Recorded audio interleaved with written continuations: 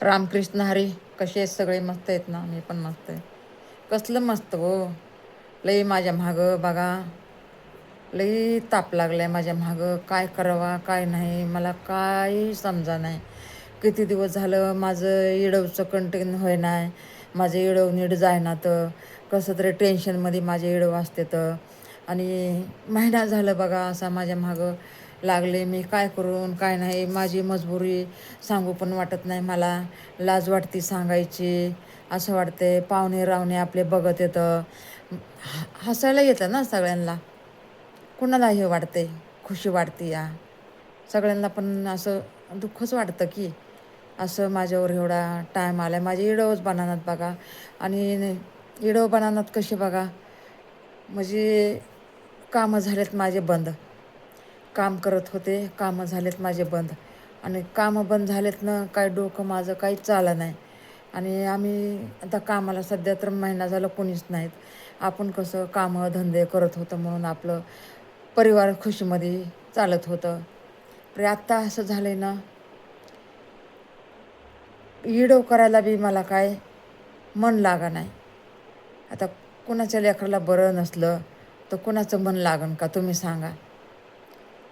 तसं माझा जीव घाबरल्यावानी झाला आहे.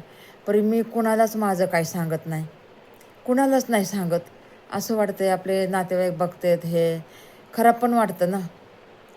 आणि सारखी मग ती रडते ना, तर मग ते पण कोणाला पसंत नसते ना. असं म्हणतात ना, सारखंच रडते सारखंच रडते. आता बघा, ज्याला दुःख येतं आहे तेच रडतं ना. सुखाच्या अंती कुणी रडतं का हो? सुखाच्या अंती कुणी रडतं का? दुःख आल्यावरच माणसाला रडा येते ना. सुख असल्यावर रडायला माणसाला येतं का हो?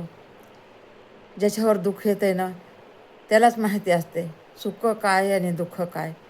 म्हणून शिने हे बघा, रामकृष्ण हरी. उटुपजी माझे इडो काय नसतेत बघा आता एवढे. टाकते बारके बारके. मोठा इडो बनवायला मला म्हणजे कसं, आणि लाईफ बी घेत नाही आहे.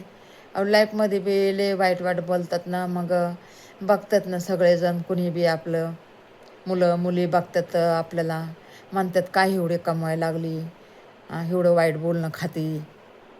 हे बघा असं व्हायला लागले बघा. माझं काय करून काय नाही मलाच कळा नाही. काय करून काय नाही मलाच कळा नाही. म्हणून हे बघा, तरी बी मी बंद नाही करत. टाकतच राहिले. आता काय करणार सांगा. वाटतंय होईन आज ना उद्या चांगलं, आज ना उद्या चांगलं होईन. सगळ्यांनी नाव ठेवलेत तर त्याचं काहीतरी आपल्या जीवनाचं स्वार्थिक होईन. सगळ्यांना मग आपलं चांगलं झालं तर खुशी वाटन की आम्ही एवढं नाव ठेवले परी सोडलं नाही, चांगलं झालं असं म्हणते न. म्हणून ह्या बघा, मी किती बी दुःख आलं ना तरी मी इडव टाकायचं विसरत नाही आहे. कसं का असा ना, परी टाकते बघा. माफ करा मला.